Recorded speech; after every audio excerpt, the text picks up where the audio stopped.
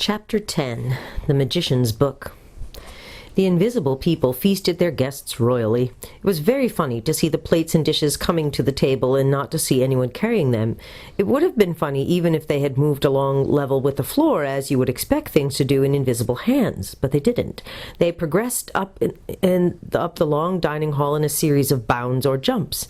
At the highest point of each jump, a dish would be about 15 feet up in the air. Then it would come down and stop quite suddenly about 3 feet from the floor. When the dish contained anything like soup or stew, the result was rather disastrous.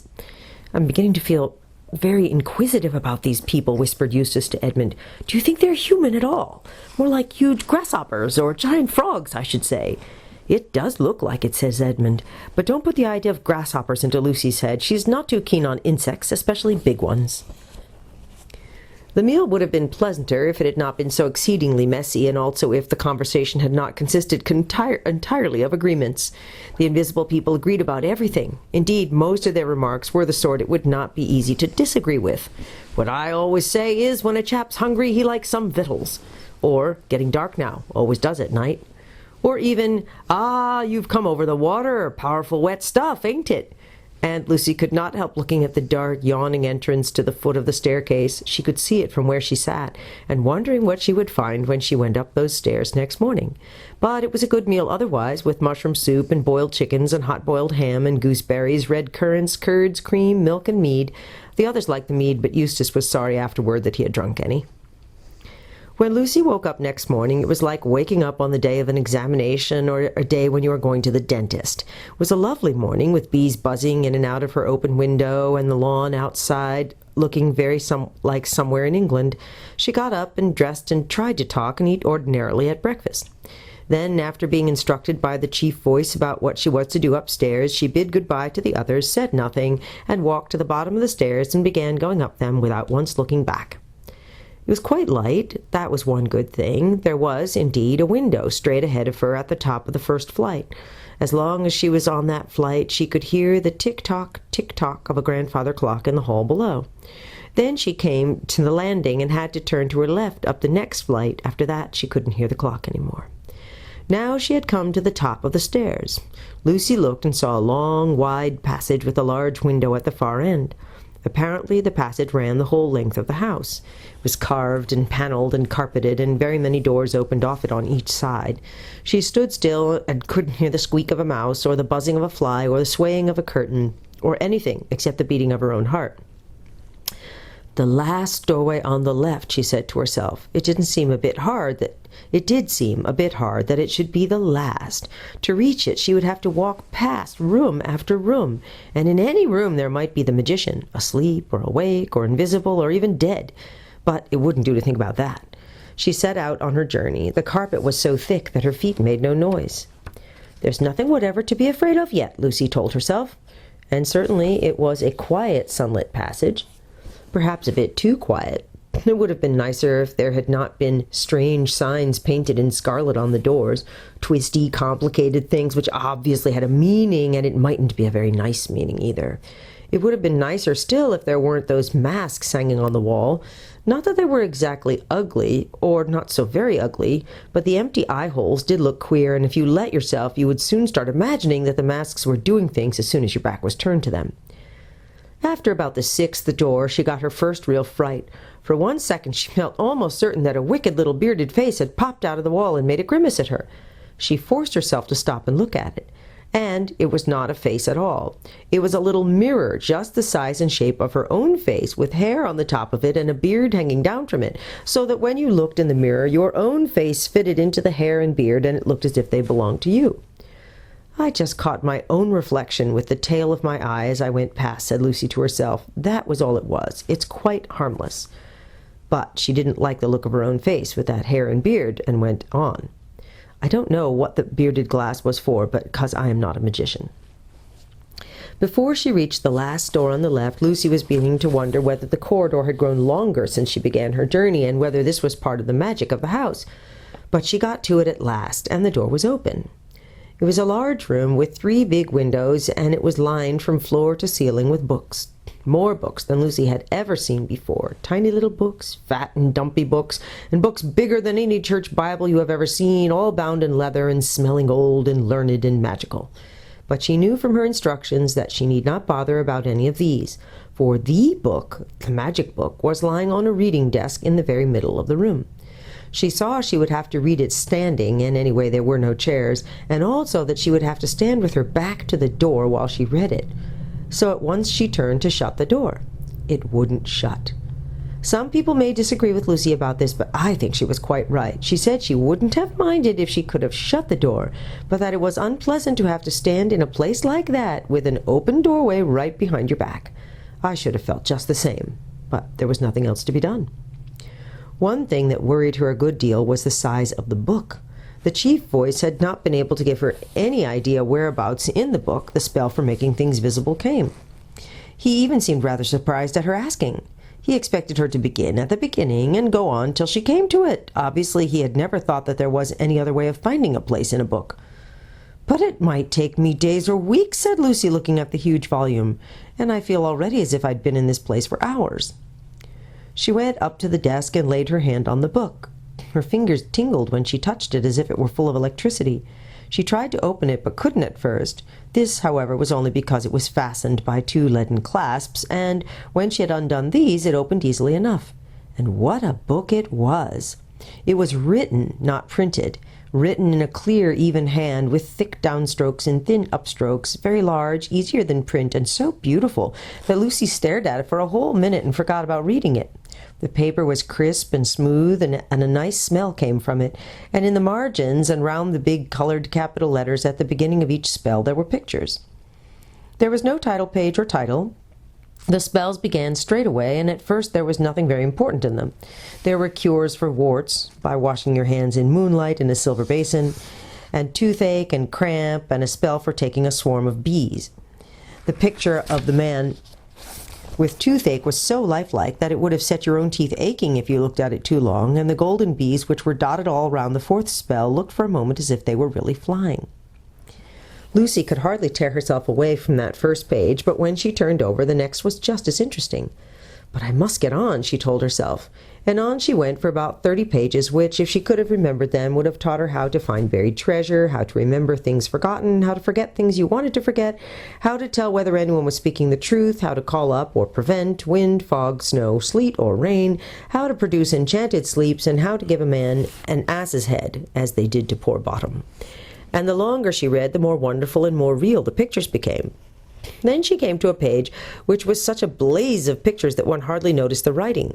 Hardly, but she did notice the first words. They were, "An infallible spell to make beautiful her that uttereth it beyond the lot of mortals." Lucy peered at the pictures with her face close to the page, and though they had seemed crowded and muddlesome before, she found she could now see them quite clearly. The first was a picture of a girl standing at a reading desk reading a huge book, and the girl was dressed exactly like Lucy. In the next picture, Lucy, for the girl in the picture was Lucy herself, was standing up with her mouth open and a rather terrible expression on her face, chanting or reciting something. In the third picture, the beauty beyond the lot of mortals had come to her. It was strange, considering how small the pictures had looked at first, that the Lucy in the picture now seemed quite as big as the real Lucy, and they looked into each other's eyes, and the real Lucy looked away after a few minutes because she was dazzled by the beauty of the other Lucy, though she could still see a sort of likeness to herself in that beautiful face. And now the pictures came crowding on her thick and fast. She saw herself throned on high at a great tournament in Calormen, and all the kings of the world fought because of her beauty. After that it turned from tournaments to real wars, and all Narnia and Archenland, Telmar and Calormen, Galma and Terabithia were laid waste with the fury of the kings and dukes and great lords who fought for her favor. Then it changed, and Lucy, still beautiful beyond the lot of mortals, was back in England, and Susan, who had always been the beauty of the family, came home from America. The Susan in the picture looked exactly like the real Susan, only plainer and with a nasty expression. And Susan was jealous of the dazzling beauty of Lucy, but that didn't matter a bit because no one cared anything about Susan now. "I will say the spell," said Lucy. "I don't care. I will." She said, "I don't care," because she had a strong feeling that she mustn't. But when she looked back at the opening words of the spell, there, in the middle of the writing, where she felt sure there had been no picture before, she found the great face of a lion, a feline, Aslan himself, staring into hers.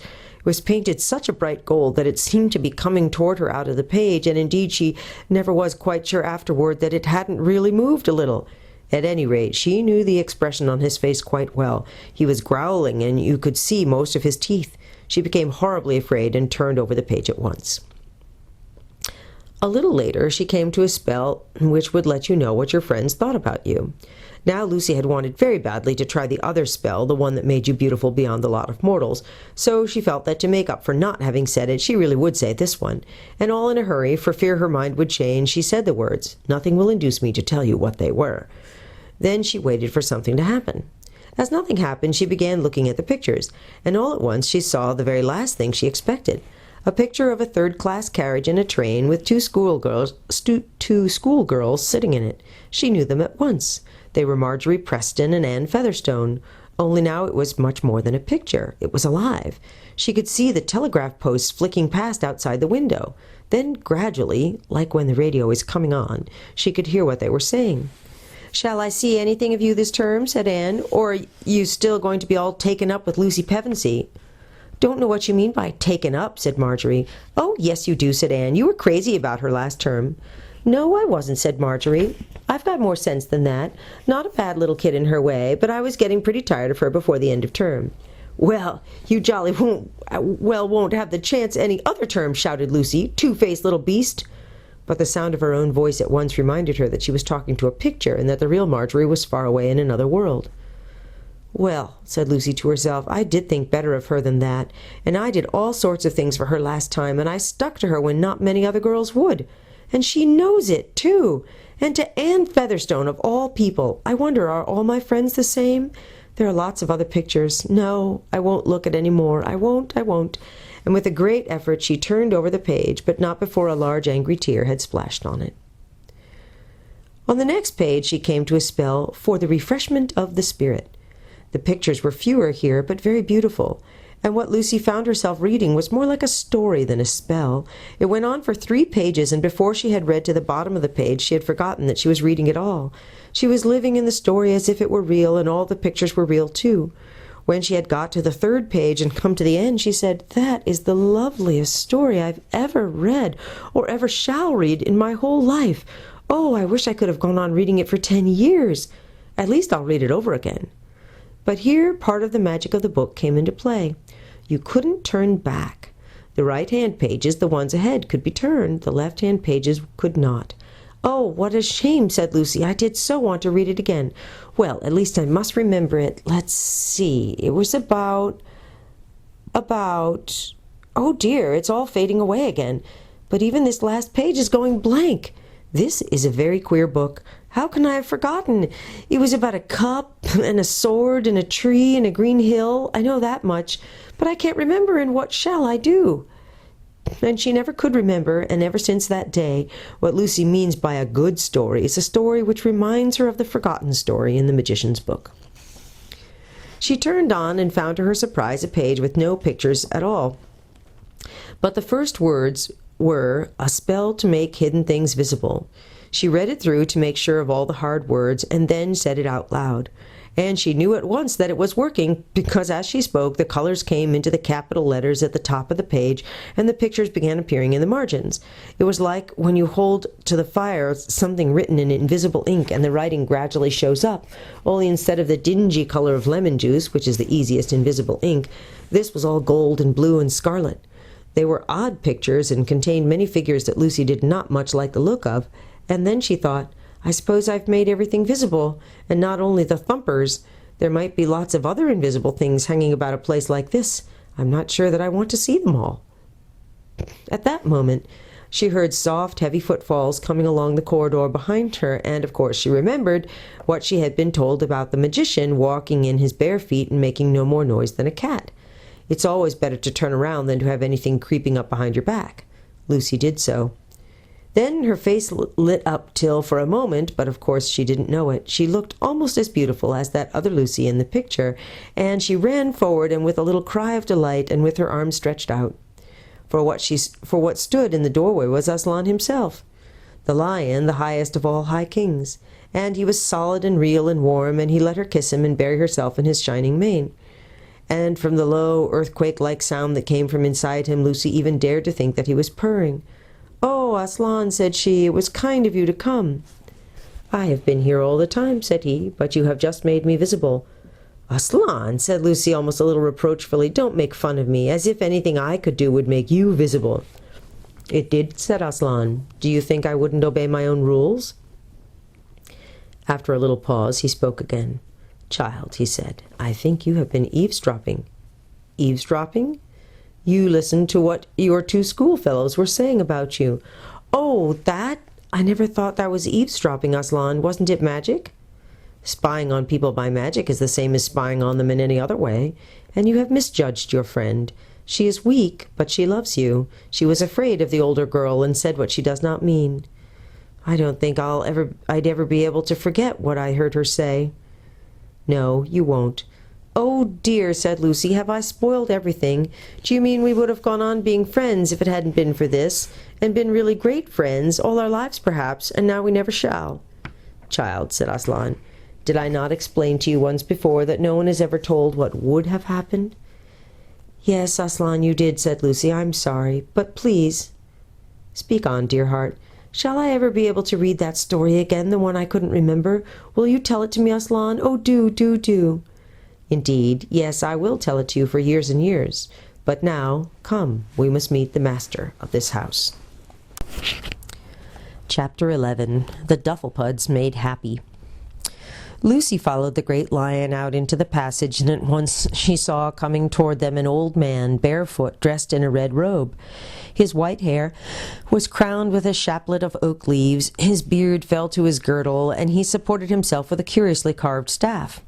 When he saw Aslan, he bowed low and said, "Welcome, sir, to the least of your houses." "Do you grow weary, Coryakin, of ruling such foolish subjects as I have given you here?" "No," said the magician, "they are very stupid, but there is no real harm in them. I begin to grow rather fond of the creatures. Sometimes, perhaps, I am a little impatient, waiting for the day when they can be governed by wisdom instead of this rough magic." "All in good time, Coryakin," said Aslan. "Yes, all in very good time, sir," was the answer. "Do you intend to show yourself to them?" "Nay," said the lion, with a little half-growl that meant, Lucy thought, the same as a laugh. "I should frighten them out of their senses.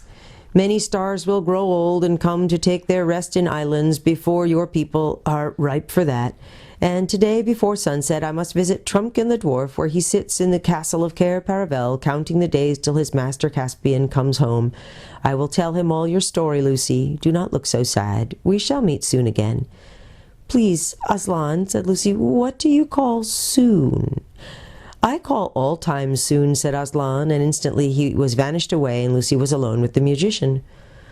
"Gone," said he, "and you and I quite crestfallen. It's always like that. You can't keep him. It's not as if he were a tame lion. And how did you enjoy my book?" "Parts of it very much indeed," said Lucy. "Did you know I was there all the time?" "Well, of course I knew when I let the Duffers make themselves invisible that you would be coming along presently to take the spell off. I wasn't quite sure of the exact day, and I wasn't especially on the watch this morning. You see, they had made me invisible too, and being invisible always makes me so sleepy. Hey-ho there, I'm yawning again. Are you hungry?" "Well, perhaps I am a little," said Lucy. "I've no idea what the time is." "Come," said the magician, "all times may be soon to Aslan, but in my home all hungry times are 1 o'clock." He led her a little way down the passage and opened a door. Passing in, Lucy found herself in a pleasant room full of sunlight and flowers. The table was bare when they entered, but it was of course a magic table, and at a word from the old man, the tablecloth, silver plates, glasses, and food appeared. "I hope that is what you would like," said he. "I have tried to give you food more like the food of your own land than perhaps you have had lately." "It's lovely," said Lucy, and so it was. An omelette piping hot, cold lamb and green peas, a strawberry ice, lemon squash to drink with the meal, and a cup of chocolate to follow. But the magician himself drank only wine and ate only bread. There was nothing alarming about him, and Lucy and he were soon chatting away like old friends. "When will the spell work?" asked Lucy. "Will the Duffers be visible again at once?" "Oh, yes, they're visible now, but they're probably all asleep still. They always take a rest in the middle of the day." And now that they're visible, are you going to let them off being ugly? Will you make them as they were before? Well, that's a rather delicate question, said the magician. You see, it's only they who think they were so nice to look at before. They say they've been uglified, but that isn't what I called it. Many people might say the change was for the better. Are they awfully conceited? They are, or at least the chief duffer is, and he's taught all the rest to be. They always believe every word he says. We'd noticed that, said Lucy. Yes, we'd get on better without him, in a way. Of course, I could turn him into something else, or even put a spell on him which would make them not believe a word he said. But I don't like to do that. It's better for them to admire him than to admire nobody. Don't they admire you? Asked Lucy. Oh, not me, said the magician. They wouldn't admire me. What was it you uglified them for? I mean, what they call uglified. Well, they wouldn't do what they were told. Their work is to mind the garden and raise food, not for me, as they imagine, but for themselves. And they wouldn't do it at all if I didn't make them. And, of course, for a garden you want water. There's a beautiful spring about half a mile away up the hill. And from that spring there flows a stream which comes right past the garden. All I asked them to do was to take their water from the stream, instead of trudging up to the spring with their buckets 2 or 3 times a day and tiring themselves out, besides spilling half of it on the way back. But they wouldn't see it. In the end they refused point blank. Are they as stupid as all that? Asked Lucy. The magician sighed. You wouldn't believe the troubles I've had with them. A few months ago they were all for washing up the plates and knives before dinner. They said it saved time afterward. I've caught them planting boiled potatoes to save cooking them when they were dug up. One day the cat got into the dairy and 20 of them were at work moving all the milk out. No one thought of moving the cat. But I see you've finished. Let's go and look at the Duffers now they can be looked at. They went into another room which was full of polished instruments hard to understand, such as astrolabes, orreries, chronoscopes, posimeters, choriambuses, and theodolins. And here, when they had come to the window, the magician said, There are your Duffers. I don't see anybody, said Lucy. And what are those mushroom things? The things she pointed at were dotted all over the level grass. They were certainly very like mushrooms, but far too big, the stalks about 3 feet high, and the umbrellas about the same length from edge to edge. When she looked carefully, she noticed too that the stalks joined the umbrellas not in the middle but at one side, which gave an unbalanced look to them, and there was something, a sort of little bundle, lying on the grass at the foot of each stalk. In fact, the longer she gazed at them, the less like mushrooms they appeared. The umbrella part was not really round as she had thought at first. It was longer than it was broad, and it widened at one end. There were a great many of them, 50 or more. The clock struck 3. Instantly a most extraordinary thing happened. Each of the mushrooms suddenly turned upside down. The little bundles which had lain at the bottom of the stalks were heads and bodies. The stalks themselves were legs, but not 2 legs to each body. Each body had a single thick leg right under it, not to one side like the leg of a one-legged man, and at the end of it a single enormous foot, a broad-toed foot with the toes curling up a little so that it looked rather like a small canoe. She saw in a moment why they had looked like mushrooms. They had been lying flat on their backs, each with its single leg straight up in the air and its enormous foot spread out above it. She learned afterward that this was their ordinary way of resting, for the foot kept off both rain and sun, and for a monopod to lie under its own foot is almost as good as being in a tent. "Oh, the funnies, the funnies!" cried Lucy, bursting into laughter. "Did you make them like that?" Yes, I made the Duffers into monopods," said the magician. He too was laughing till the tears ran down his cheeks. "But watch," he added. It was worth watching. Of course these little one-footed men couldn't walk or run as we do. They got about by jumping, like fleas or frogs, and what jumps they made, as if each big foot were a mass of springs, and with what a bounce they came down. That was what made the thumping noise which had so puzzled Lucy yesterday, for now they were jumping in all directions and calling out to one another, "Hey, lads, we're visible again!" "Visible we are," said one in a tasseled red cap, who was obviously the chief monopod. "And what I say is when chaps are visible, why, they can see one another."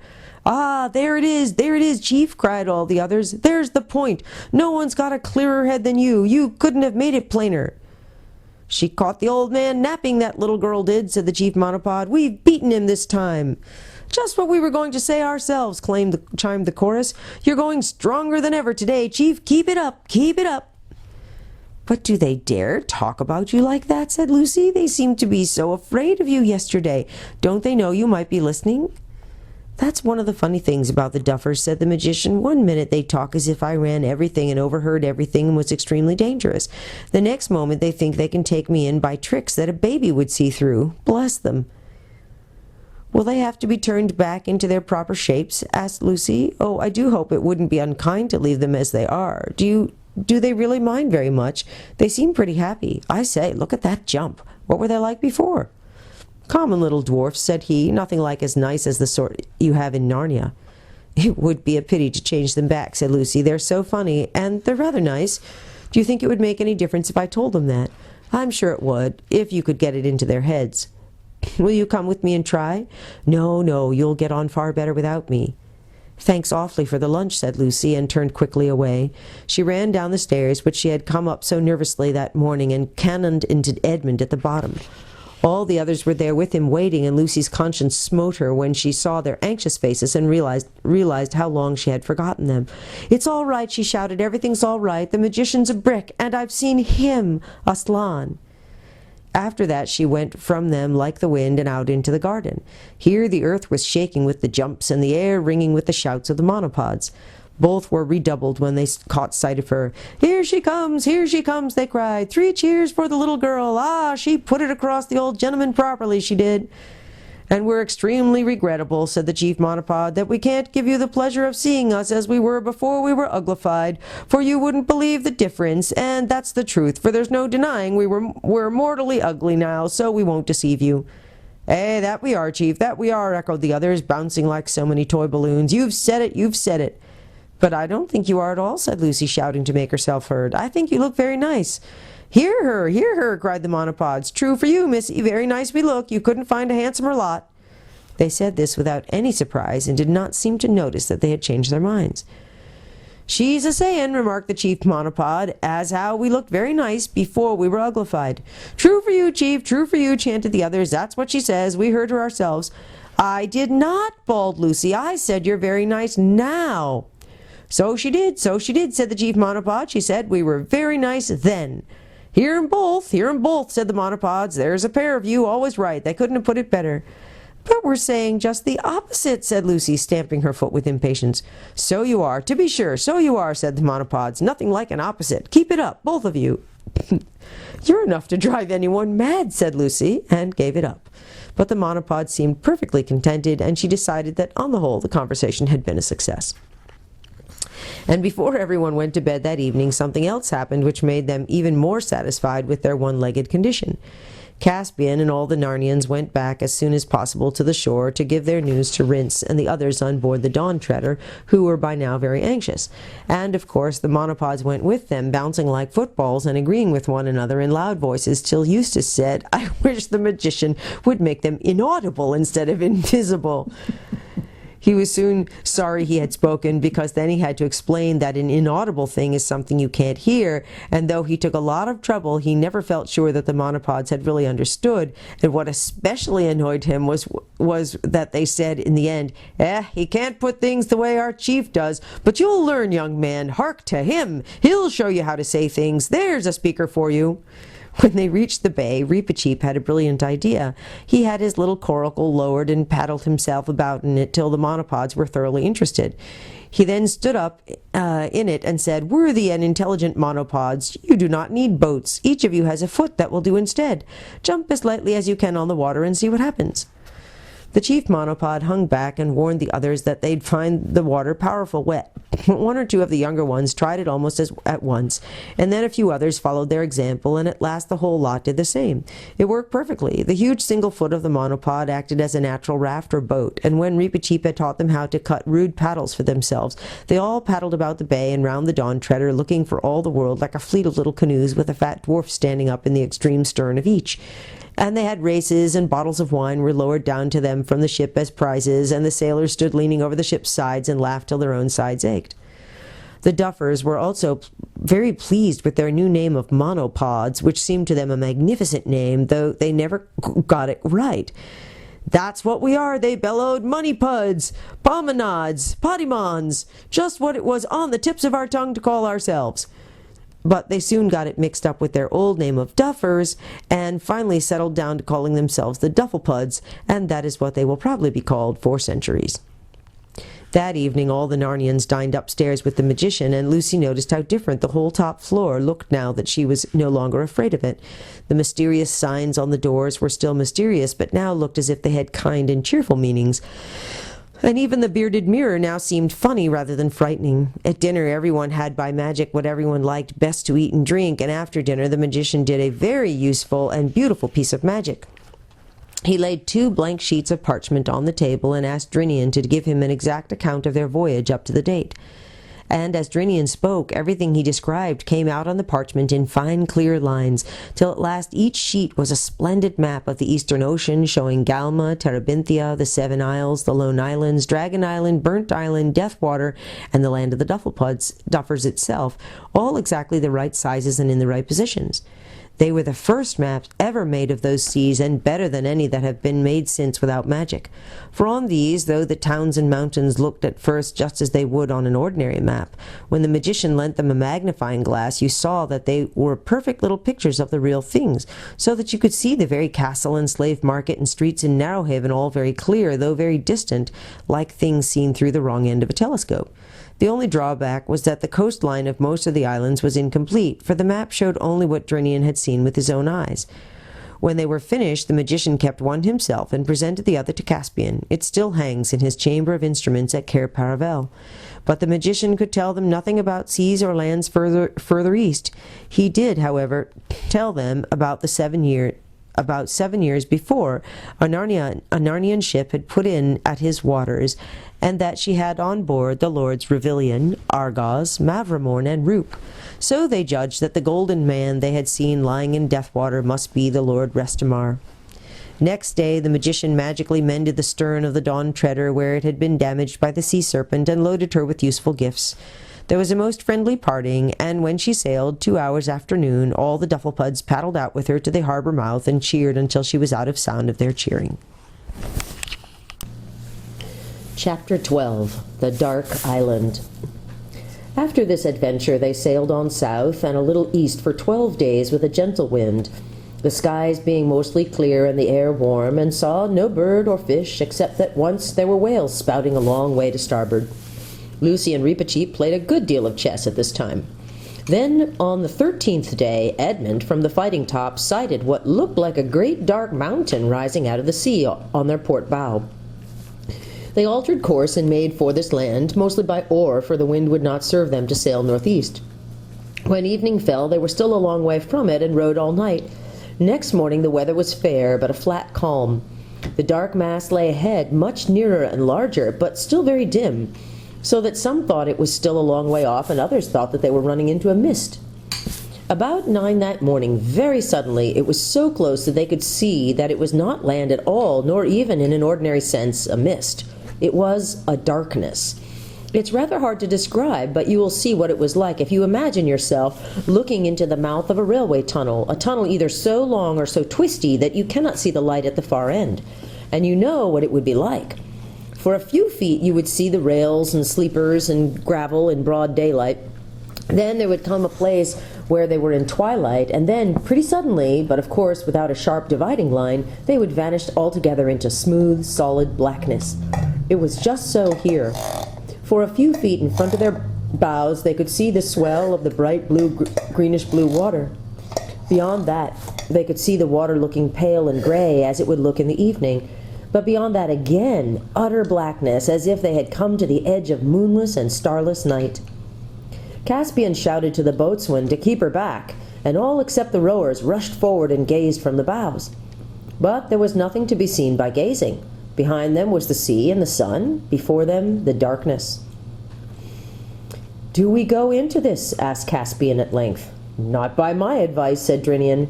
"The captain's right," said several sailors. "I almost think he is," said Edmund. Lucy and Eustace didn't speak, but they felt very glad inside at the turn things seemed to be taking. But all at once the clear voice of Reepicheep broke in upon the silence. "And why not?" he said. "Will someone explain to me why not?" No one was anxious to explain, so Reepicheep continued. "If I were addressing peasants or slaves," he said, "I might suppose that this suggestion proceeded from cowardice. But I hope it will never be told in Narnia that a company of noble and royal persons in the flower of their age turned tail because they were afraid of the dark." "But what manner of use would it be plowing through that blackness?" asked Drinian. "Use?" replied Reepicheep. "Use, Captain. If by use you mean filling our bellies or our purses, I confess it will be no use at all. So far as I know, we did not set sail to look for things useful, but to seek honor and adventure.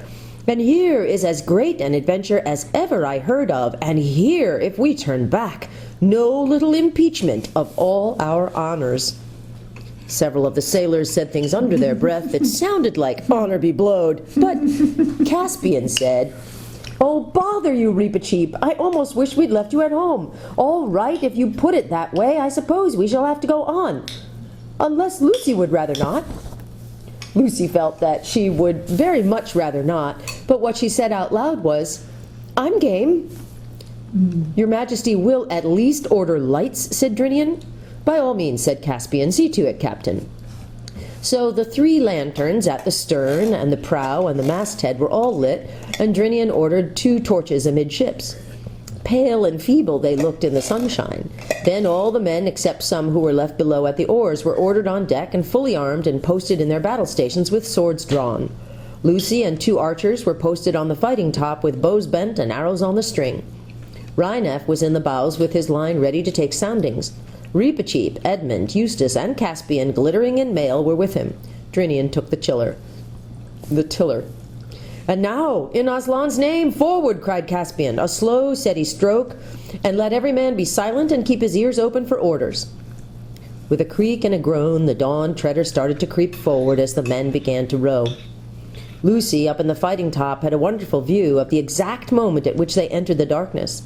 The bows had already disappeared before the sunlight had left the stern. She saw it go. At one minute the gilded stern, the blue sea, and the sky were all in broad daylight.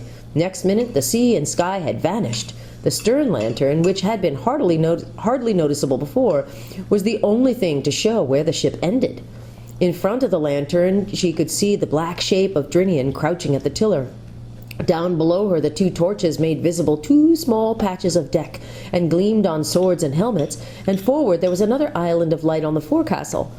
Apart from that, the fighting top, lit by the masthead light, which was only just above her, seemed to be a little lighted world of its own, floating in lonely darkness. And the lights themselves, as always happens with lights when you have them on at the wrong time of day, looked lurid and unnatural. She also noticed that she was very cold. How long this voyage into the darkness lasted nobody knew. Except for the creak of the rowlocks and the splash of the oars, there was nothing to show that they were moving at all. Edmund, peering from the bows, could see nothing except the reflection of the lantern in the water before him. It looked a greasy sort of reflection, and the ripple made by their advancing prow appeared to be heavy, small, and lifeless. As time went on, everyone except the rowers began to shiver with cold. Suddenly, from somewhere, no one's sense of direction was very clear by now, there came a cry, either of some inhuman voice or else a voice of one in such extremity of terror that he had almost lost his humanity. Caspian was still trying to speak. His mouth was too dry, when the shrill voice of Reepicheep, which sounded louder than usual in that silence, was heard. "Who calls?" it piped. "If you are a foe, we do not fear you, and if you are a friend, your enemies shall be taught the fear of us." "Mercy!" cried the voice. "Mercy! Even if you are only one more dream, have mercy! Take me on board! Take me even if you strike me dead! But in the name of all mercies, do not fade away and leave me in this horrible land!" "Where are you?" shouted Caspian. "Come aboard and welcome!" There came another cry, whether of joy or terror, and then they knew that someone was swimming toward them. "Stand by to heave him up, men," said Caspian. "Aye, aye, your Majesty," said the sailors. Several crowded to the port bulwark with ropes, and one, leaning far out over the side, held the torch. A wild, white face appeared in the blackness of the water, and then, after some scrambling and pulling, a dozen friendly hands had heaved the stranger on board. Edmund thought he had never seen a wilder-looking man. Though he did not otherwise look very old, his hair was an untidy mop of white, his face was thin and drawn, and for clothing only a few wet rags hung about him. But what one mainly noticed were his eyes, which were so widely open that he seemed to have no eyelids at all, and stared as if in an agony of pure fear. The moment his feet reached the deck, he said, "Fly, fly about with your ship and fly! Row, row, row for your lives away from this accursed shore!" "Compose yourself," said Reepicheep, "and tell us what the danger is. We are not used to flying." The stranger started horribly at the voice of the mouse, which he had not noticed before. "Nevertheless, you will fly from here," he gasped. "This is the island where dreams come true." "That's the island I've been looking for this long time," said one of the sailors. "I reckon I'd find I was married to Nancy if we landed here." "And I'd find Tom alive again," said another. "Fools," said the man, stamping his foot with rage. "That's the sort of talk that brought me here, and I'd better have drowned or never been born. Do you hear what I say? This is where dreams, do you understand, come to life. Not come real, not daydreams, dreams." There was about half a minute's silence, and then, with a great clatter of armor, the whole crew were tumbling down the main hatch as quick as they could and flinging themselves on the oars to row as they had never rowed before. And Drinian swinging round the tiller, and the boatswain was giving out the quickest stroke that had ever been heard at sea. For it had taken everyone just that half-minute to remember certain dreams they had had, dreams that make you afraid of going to sleep again, and to realize what it would mean to land on a country where dreams come true. Only Reepicheep remained unmoved. Your Majesty," he said, "are you going to tolerate this mutiny, this poltroonery? This is a panic. This is a rout." "Row, row," bellowed Caspian. "Pull for all our lives. Is her head right, Trinian? You can say what you like, Reepicheep. There are some things no man can face." "It is, then, my good fortune not to be a man," replied Reepicheep with a very stiff bow. Lucy from up aloft had heard it all. In an instant that one of her own dreams, which she had tried hardest to forget, came back to her as vividly as if she had only just woken from it. So that was what was behind them on the island, in the darkness. For a second she wanted to go down to the deck and be with Edmund and Caspian. But what was the use? If dreams began coming true, Edmund and Caspian themselves might turn into something horrible just as she reached them. She gripped the rail of the fighting top and tried to steady herself. They were rowing back to the light as hard as they could. It would be all right in a few seconds, but oh, if only that it could be all right now. Though the rowing made a good deal of noise, it did not quite conceal the total silence which surrounded the ship. Everyone knew it would be better not to listen, not to strain his ears for any sound from the darkness. But no one could help listening, and soon everyone was hearing things. Each one heard something different. "Do you hear a noise like a huge pair of scissors opening and shutting? Over there?" Eustace asked Rhinelf. "Hush," said Rhinelf. "I can hear them crawling up the sides of the ship." "It's just going to settle on the mast," said Caspian. "Ugh," said a sailor. "There are the gongs beginning. I knew they would." Caspian, trying not to look at anything, especially not to keep looking behind him, went aft to Drinian. "Drinian," he said in a very low voice, "how long did we take rowing in? I mean, rowing to where we picked up the stranger." "5 minutes, perhaps," whispered Drinian. "Why?" "Because we've been more than that already trying to get out." Drinian's hand shook on the tiller and a line of cold sweat ran down his face. The same idea was occurring to everyone on board. "We shall never get out, moaned the rowers. "He's steering us wrong. We're going round and round in circles. We shall never get out." The stranger, who had been lying in a huddled heap on the deck, sat up and burst out into a horrible screaming laugh. "Never get out! Ha!" he yelled. "That's it, of course. We shall never get out. What a fool I was to have thought they would let me go as easily as that. No, no, we shall never get out."